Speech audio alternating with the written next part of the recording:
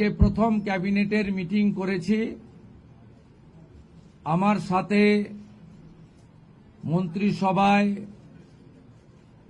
যারা যোগদান করেছিলেন 5 জন আমার অত্যন্ত গুরুত্বপূর্ণ সতীর্থ,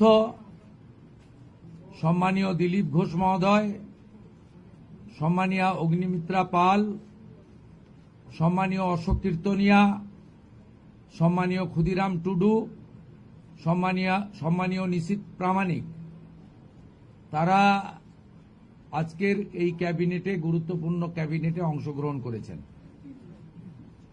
এর বাইরেও মুখ্য সচিবের নিয়ন্ত্রণে সরকারি আধিকারিকরা এবং মুখ্যমন্ত্রীর দপ্তরের উপদেষ্টা সহ অন্যান্যরা ক্যাবিনেটে আমাদের সহযোগিতা করেছেন।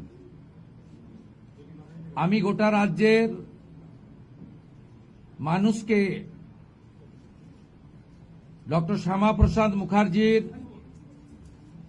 এই পশ্চিমবঙ্গ ভূমি আপনারা যে গুরুদায়িত্ব আমাদের কাঁধে তুলে দিয়েছেন, মাননীয় প্রধানমন্ত্রী নরেন্দ্র মোদীজির মার্গদর্শনে